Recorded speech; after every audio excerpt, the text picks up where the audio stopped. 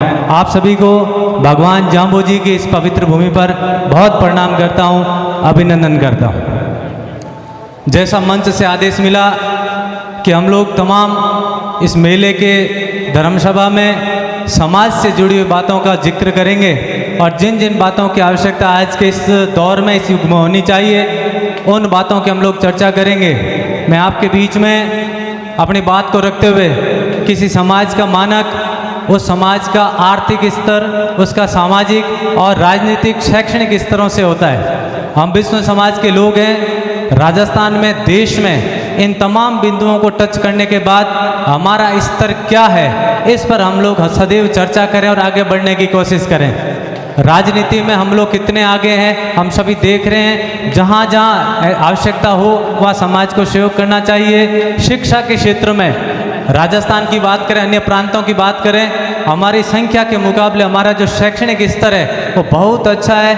आवश्यकता भी है कि हम लोग शिक्षा के क्षेत्र में सबसे अधिक प्रयास करें। सामाजिक रीति रिवाजों की जहाँ तक बात करें, वक्त के साथ, पाश्चात्य संस्कृति के हमले के साथ और टेक्नोलॉजी के इस बदलते दौर के साथ हम लोगों ने हमारी संस्कृति के ढांचे को भी बदला है। इस पर गहन रूप से चर्चा, विचार और निर्णय की आवश्यकता है। साथियों, मैं इस मंच से निवेदन करना चाहूँगा कि हम लोग मंदिर बनाते हैं। मैं सदैव जहाँ मुझे बोलने का अवसर मिलता कहता हूँ कि समाज के अंदर तीन बहुत बातें हैं जिनका महत्वपूर्ण स्थान है। आध्यात्मिक और धर्म के लिहाज से हम मंदिर बनाते हैं, होना चाहिए। आस्थाओं का विकेंद्रीकरण हो, बच्चे समाज और धर्म की बात से जुड़े, नई पीढ़ी जुड़ती रहे। लेकिन इन बात के साथ विद्यालय और पुस्तकालय का हमारे जीवन में बहुत बड़ा रोल है। जो लोग भामाशाह है, जो लोग इस बात को सुन रहे हैं, उनसे मैं गुजारिश करूँगा कि समाज के जो गाँव और समाज का जो क्षेत्र है वहाँ पर अपनी गाड़ी कमाई का जो पैसा है विद्यालय बनाने में और उसके साथ में आप पुस्तकालय बनाने में, क्योंकि व्यक्ति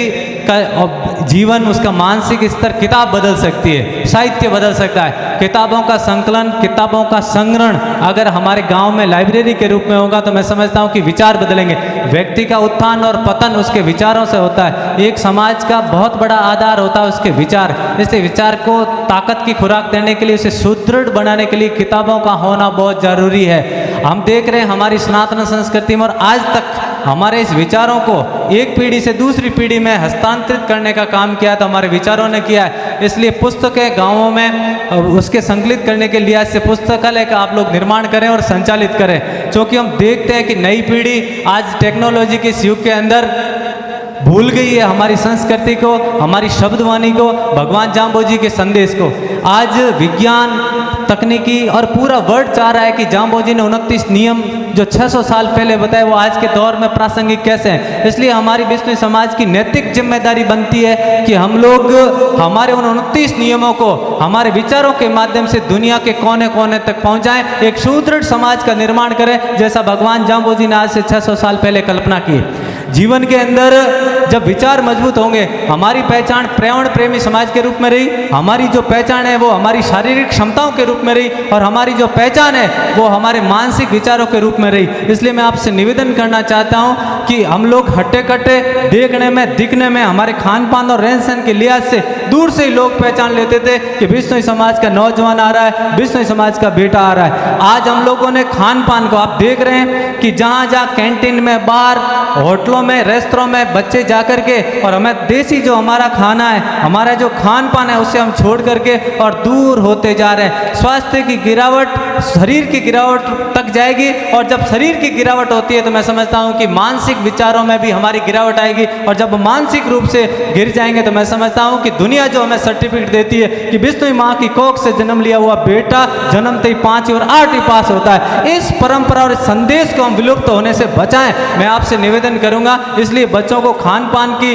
तरफ विशेष रूप से ध्यान दें। जो बच्चे जयपुर, जोधपुर, कोटा पढ़ते हैं, दूसरे शहर में पढ़ते हैं, उनके खान पान पर हम ध्यान नहीं देते। जो बच्चे शहर के बिल्कुल करीब है उन बच्चों के खान पान पर हम ध्यान नहीं देते। हमारे समाज की जो पहचान रही है, किसी जमाने भगवान जाम्बो जी ने कहा गाय का दूध और ग्रामीण जीवन, पेड़ की छांव में बैठ करके और हमारे खेत से उत्पन्न हुआ हुआ अनाज का हम लोग सेवन करेंगे, 100 साल का सफर तय करेंगे और इस दुनिया के अंदर प्राणी मात्र की जो सेवा का संकल्प है उसे पूरा करेंगे।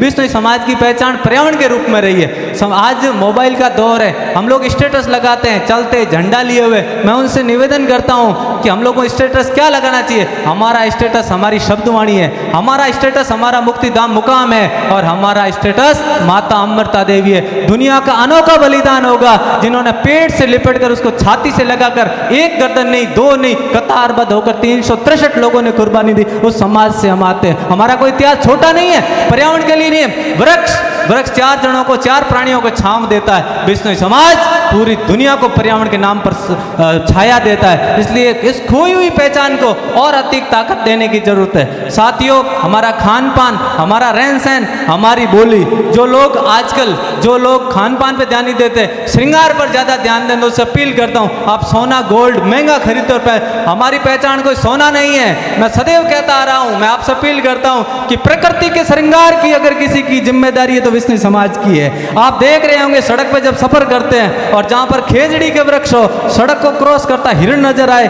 और खेत के अंदर मोर नाचता आपको नजर आए, तो समझ लेना चाहिए कि यहाँ की आसपास की बस्ती बिश्नोई समाज के लोगों की है। ये हमारी पहचान है पर्यावरण के नाम पर। इसलिए मैं आपसे निवेदन करता हूँ, विवाह शादियों में, सामाजिक समारोह में पर्यावरण को बचाने का काम करें। आज हम मॉडिफाई हो गए, आधुनिकता के इस दौर में डीजे बजाते हैं। आप देख रहे होंगे कि पर्यावरण प्रेमी समाज है। हम शादियों में डीजे को बंद करें। हमारी परंपरा और पीढ़ियों के जो मीठे गीत महिलाएं बहनें गाती आ रही थी, उन्हें वापस अवसर दें, उनकी कला को हमारे बीच में लाए। सुंदर संगीत भजन वहां पर बजे, गीत बजे और एक सामाजिक धार्मिक कार्यक्रम का आयोजन हो। डीजे को दूर रखे। मूक प्राणी रात को, परिंदे पेड़ छोड़ जाते हैं और जानवर बसेरा छोड़ के चले जाते हैं। हमारा समाज इस बात की कभी इजाजत नहीं देता। साथियों, मैं निवेदन करना चाहता हूं कि शिक्षा के क्षेत्र में जितने प्रयास करेंगे उससे समाज में बदलाव आएंगे।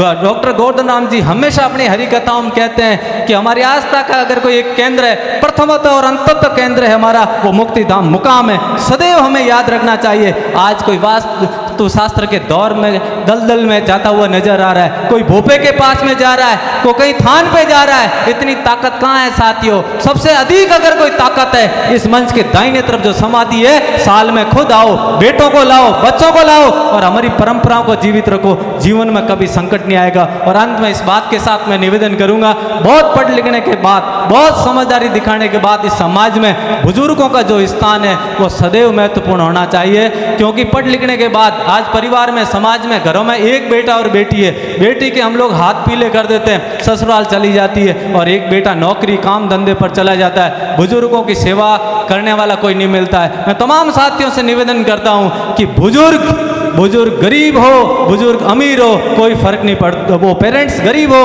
अमीर हो, कोई फर्क नहीं पड़ता।